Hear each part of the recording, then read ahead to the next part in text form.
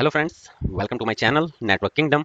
So basically this is our second lecture, and in our first lecture we have covered course outline. Okay, we have covered what would be our agenda for this training, and we have seen some prerequisites, okay, before going for Azure 104 exam. Okay, so in this video I would cover some theoretical concept, some terminologies related to Azure, Azure Active Directory. Okay, so let's start. So basically there are few terminologies like identity. So what is that? Basically our user is the identity. Okay, so and to get authenticated we use our user. Okay, so that is one identity.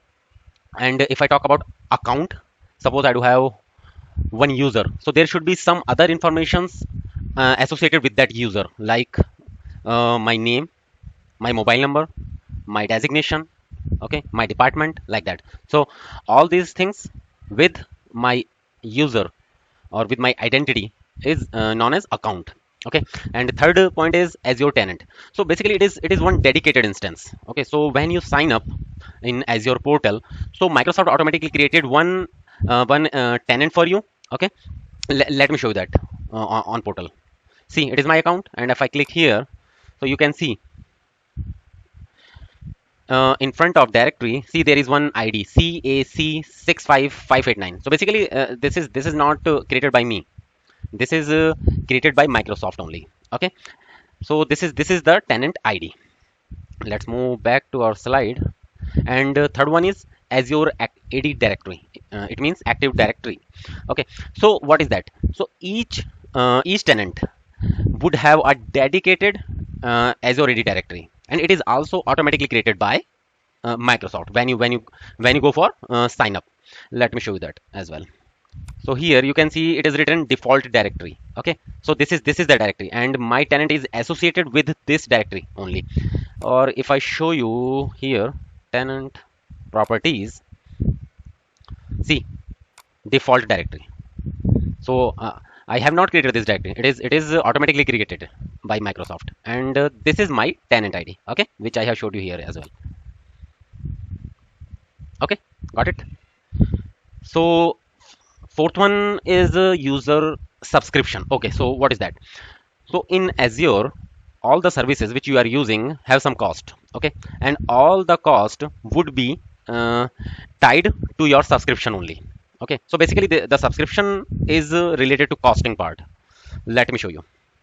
If I type here subscription, you can see in my case I'm using one sponsorship subscription. You might be using some free subscription as well, and it is active, but here it is not showing current cost because there is some amount which are associated, you can say some quota associated to my sponsorship account. I will show you that as well. And here you can see that switch directories. Okay, so that directory which I have showed here, default one, it is created automatically. But if I want to switch directory, I can click here and see this ABC directory is created by me only, so I can switch to this one. Okay, so my subscription, if I click here, my subscription will be moved to this directory. Okay, so this is not the task for now. Let's move back to that slide. Okay, ADDS. So basically what is that? So it is Active Directory Domain Service. Okay, so what it does, it lets you run legacy application in the cloud. Okay, and what you can do, you can integrate this with your existing Azure AD tenant. Let me show you this as well in portal. Azure AD domain service, see here. Okay, so I can create from here, add, and so this would be my Azure AD domain service, and I can integrate this with our Azure Active Directory. Let me show you. Azure Active Directory. Okay, see, so this ADDS, basically it provides us facility to run our legacy application in cloud. And last one is Azure AD, Azure Active Directory. So we would be discussing this in our next slide. Okay, so let's move to next one. So basically Azure Active Directory is also known as Azure AD. Okay, and sometimes known as AAD, but it all things are same. Okay, so Active Directory is an instance in the Azure cloud basically, and we do not need to set up a server or install the services, okay, to set up to set up one domain controller. So basically this is a centralized device which is managed by Microsoft only. Okay, so if I talk about these things, so each Active Directory contains some users, groups, some applications, okay, and some security principles as well. So we would be covering all these things in our practical. And if I talk about security principles, these are used to make sure that software have some specific permissions. Okay, and we can this Active Directory can be linked to our on-premises Azure directory. Okay, and to manage, we do have one UI management, GUI management, which I have showed you already. See here, so it is our GUI. Okay, and we can configure our Active Directory or components of Active Directory with the help of command line management. Okay, so if I move to next slide, see there are two things. You know that there is one term authentication and other one is authorization. So basically, what is authentication? Authentication is something like you are going to prove your identity. Okay, so you might have MFA configured, so you will type username, password, and then um, one additional I would say security, like some OTP or something else. Okay, so this is just to authenticate your user. But after authentication, what that user can do, it comes under authorization.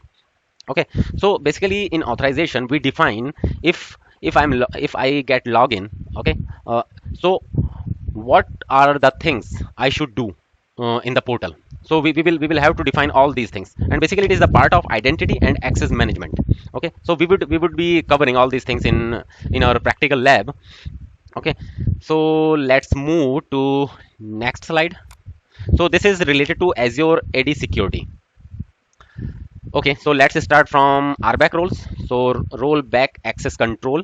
Okay, so what we will do basically with the help of RBAC, we define a specific role to our users to manage the access control. Okay, and it is just a collection of policies such as the ability to manage Azure virtual machines or web apps or other services. Okay, so we can assign some role to our user or to our group as well, or these RBAC rules can be applied on subscription level, resource group level, or just a single instance as well, like some virtual machine.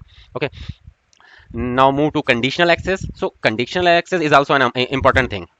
So with the help of conditional access, we can build policies that basically check conditions that must be met. Okay, so before allowing access to something, we would be like there is some engineer. Okay, and he just need access to one or more virtual machines. Okay, so I will have to restrict his or her access accordingly. Okay, and what is next? Okay, let's cover access reviews. So suppose what is that actually? We have provided some access to our employees. So after some time, like after each quarter or after every month or yearly basis, we must perform some access reviews, or we need to validate all the rules, all the access which have provided. Okay, suppose one employee went off and their access is already in place. Okay, so we will have to review our access periodically, and only the required access should be there. Okay, so that thing comes under access reviews. Okay, so if I talk about PIM, uh, privileged identity management. So basically this is just like just in time access. Okay, the purpose of PIM is the administrative task should only be given to administrators only. Okay, and when they need it, it should not be permanently something like uh, if you are aware about just in time access or JIT. Okay, so it comes under PIM. And we can also allow multi-factor authentication. Okay, so it what it does, it enhance our user sign-in security. Okay, so instead of Azure AD users only being required to enter a username and password, in addition to that we might ask them to enter some pin code. Okay, and some other calling feature as well. Okay, so these all things comes under multi-factor authentication. Let's move to next slide. this one. So basically here we are covering the licensing part. So there are four types of editions. First one is free, second one is M365, and P1 and P2. Okay, so you can see that in free version we can create 5 lakh accounts. Okay, and single sign-on is also available for free one.